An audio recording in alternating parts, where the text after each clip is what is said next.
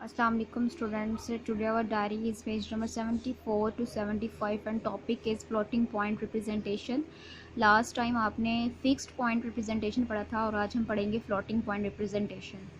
तो इसमें क्या होता है, आपने सबसे पहले जो भी आपके पास डेसिमल नंबर है उसको कन्वर्ट करना होता है साइंटिफिक नोटेशन में.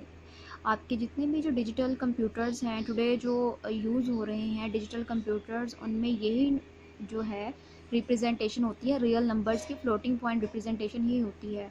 तो एक्चुअली में इसकी रिप्रेजेंटेशन की कैसे जाती है स्टूडेंट्स, आपके पास अगर कोई भी डेसिमल नंबर है या फिर बाइनरी नंबर भी हो सकता है, तो उसको अपने साइंटिफिक नोटेशन में पहले कन्वर्ट करना है. उसका मेथड क्या होता है कि सबसे पहले साइंटिफिक नोटेशन को आप अंडरस्टैंड कर लें कि ये कैसे बनती है साइंटिफिक नोटेशन. इसमें आपके पास ये जो 10 है, 10 आपको पता है कि वो बेस होती है डेसिमल नंबर की, ठीक है. तो ये यहाँ पर बेस कहलाएगी और बेस की जो पावर होती है उसको हम एक्सपोनेंट बोलते हैं, ठीक है. और ये जो आपके पास एक्चुअल वैल्यू होती है उसको मैंटीसा बोलते हैं. तो यहाँ पर एक्सपोनेंट कैसे लिया जाता है, बेस कैसे ली जाती है और मैंटीसा कैसे लिया जाता है वो हम सीखेंगे. तो सबसे पहले आपके पास नंबर ये है, तो इस नंबर की जो बेस होगी ये आपके पास डेसिमल नंबर है तो डेफिनेटली डेसिमल की बेस 10 होगी. तो यहाँ पर आप 10 राइट करेंगे, ये इसकी बेस होगी, ठीक है. अब आपने इस बेस की पावर लेनी है, तो पावर लेने के लिए क्या करेंगे, आप जो ये पॉइंट है वो 3 डिजिट आगे मूव करें, यहाँ पर लेके आएंगे और 0 पॉइंट बनाएंगे. यानी इस वैल्यू को आपने 0 पॉइंट में कन्वर्ट करना है, यानी 1 से कम वैल्यू रखनी है. तो 0 पॉइंट जब यहाँ पे लेंगे, ये जब पॉइंट 3 डिजिट मूव करेगा तो यहाँ पर 10⁻³ आ जाएगा. जितने डिजिट्स मूव कराएंगे आप पॉइंट को लेफ़्ट साइड पर, तो उतने डिजिट्स की जो पावर आपकी बेस की पावर आ जाएगी. और जो वो नंबर बनेगा आपका 0 पॉइंट के साथ, ये नंबर बनता है और ये नंबर होगा आपका मैंटीसा. तो नेक्स्ट हम बाइनरी नंबर्स की देख लेते हैं. बाइनरी आपके पास ये एक नंबर उसने साइंटिफिक नोटेशन में दिया हुआ है, ये पॉजिटिव नंबर है तो इसका साइन प्लस में होगा. एक्सपोनेंट इसका 4 है, वो मैंने 4 यहाँ पर लिख दिया और मैंटीसा ये वाली वैल्यू थी वो मैंने यहाँ पर राइट कर दी. सिमिलरली नेगेटिव नंबर को देखें तो नेगेटिव नंबर आपके पास 2⁵ है, 5 इसका एक्सपोनेंट है, नेगेटिव वैल्यू है तो नेगेटिव साइन आ जाएगा और यहाँ से यहाँ तक क्या है, इसका मैंटीसा है. नेक्स्ट स्टूडेंट्स, हमें इसको इस सारी वैल्यू को सेट कैसे करना होता है. जो आपकी फर्स्ट बिट होती है वो साइन बिट कंसीडर होती है, ठीक है. और आपके पास पॉइंट के बाद वाली जो वैल्यूज़ होती हैं, पॉइंट के बाद नहीं सॉरी, आपके पास जो एक्सपोनेंट की वैल्यू होती है वो 6 बिट में आपने कन्वर्ट करनी है यहाँ पर. यानी एक्सपोनेंट ये वाला जो भी एक्सपोनेंट होगा वो बाइनरी फॉर्म में यहाँ 6 बिट में कन्वर्ट होकर लिखा जाएगा और 9 बिट का मैंटीसा होगा आपका. यानी ये वाला जो मैंटीसा है वो 9 बिट में होगा और आपका इस पोर्शन में लिखा जाएगा. और इस तरह आपकी 16 बिट कंप्लीट होंगी फ्लोटिंग पॉइंट में. एग्जाम्पल देख लेते हैं, आपको ज़्यादा क्लियर अच्छी तरह हो जाएगा. उसने क्या रिप्रेजेंट करें 17.5 को किसमें, as a 16 bit floating point number. तो इसमें आपने देखिए स्टूडेंट्स यहाँ पर कन्वर्ट किया है, convert the number into binary. सबसे तो पहले आपके पास जो नंबर है डेसिमल नंबर उसको आपने बाइनरी में कन्वर्ट करना है, आपको बाइनरी में कन्वर्ट करना आता है.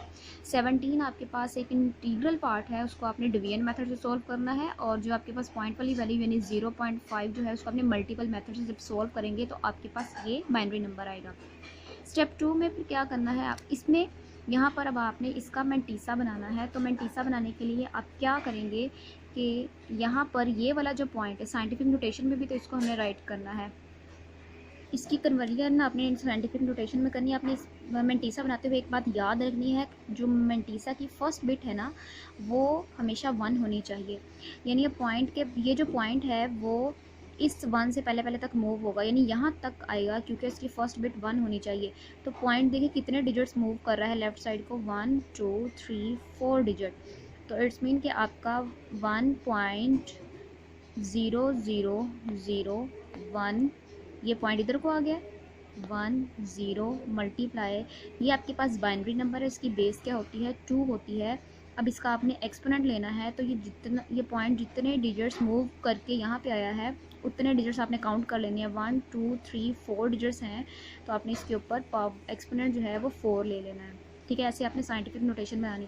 अब सेकंड स्टेप में उसने कहा है represent the number in the floating point format. Floating point format में आपने इसको कन्वर्ट कर देना है। साइन बिट कौन सा नंबर है, पॉजिटिव नंबर है, तो पॉजिटिव नंबर किसको रिप्रेजेंट करता है, ज़ीरो को। ठीक है, वो आपने इस तरह से राइट कर लेना है। एक्सपोनेंट आपका क्या बनता है, 4 है आपका, एक्सपोनेंट 4 बनता है, आपने यहाँ पर 4 ले लेना है। ठीक है, अब 4 को कैसे करेंगे, 4 को आपने बाइनरी में कन्वर्ट करना है स्टूडेंट्स, फिर ही ये बाइनरी में पूरी टर्म जो है वो बाइनरी में आएगी। 4 को कन्वर्ट करेंगे, 2 2 ज़ा 4, 0 बचा, 2 1 ज़ा 2, 0 बचा, और 2 0 और ये 1 इधर आ गया, और यहाँ से यहाँ तक आपके पास डिजिट्स बनते हैं 0 1 0 0। ठीक है, ये बाइनरी में कन्वर्ट हो गया। क्योंकि आपको एक्सपोनेंट की जो बिट्स हैं वो 6 बिट चाहिए, उसके लिए आप ज़ीरोज़ और 2 ज़ीरोज़ और लेंगे, 1 एंड 2। अब देखें ये 3 और 3 6 बिट्स पूरी हो गई हैं। ठीक है, अब मेंटीसा आपने लेना है, तो मेंटीसा की कितनी बनती है, आपके पास मेंटीसा बनता है। ठीक है, यहाँ से हमने सारी चीज़ें फाइंड आउट की हैं। ये आपका एक्सपोनेंट है, उसको मैंने बाइनरी में कन्वर्ट कर दिया, साइन बिट 0 है, और यहाँ से मेंटीसा लेंगे, मेंटीसा आपके पास 1.00110, सॉरी यहाँ पर 0 आएगा। तो मेंटीसा कितना बनता है, आपको 9 बिट्स चाहिए। तो स्टूडेंट्स 9 बिट्स यहाँ पर आपने पूरी करनी है, तो आएगी 1 2 3 4 5 6 7 8 9। तो ये हम सारी यहाँ तक की वैल्यू जो है 1 जो है वो आपके मेंटीसा को रिप्रेजेंट करता है। ये 1 नहीं लिखा जाएगा, पॉइंट के बाद वाली जो वैल्यूज़ है वो आप यहाँ पर राइट करेंगे।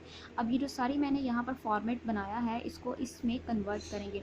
तो जो साइन बिट है वो आपकी पॉजिटिव है, दैट्स मीन यहाँ पर 0 आएगा, और 6 बिट एक्सपोनेंट जो आपका है वो यहाँ पर ये वैल्यूज़ आप राइट कर देंगे 1 0 0, और 9 बिट्स आपकी ये वाली बनती हैं और आप यहाँ पर राइट कर देंगे, वो क्या बनती हैं 0 0 0 1 1 0 0 0 0। ये आपकी पूरी 9 बिट्स होंगी, और इस तरह के इस फॉर्मेट में अपने 16 बिट पूरी करनी है। तो नेक्स्ट स्टूडेंट्स एग्जाम्पल नंबर जो 2 है वो आपने खुद करनी है, वो बिल्कुल इसी तरह ही है। फर्स्ट एग्जाम्पल को देखते हुए ही आप सेकंड एग्जाम्पल भी खुद करेंगे, ये आपका होमवर्क है। Thank you.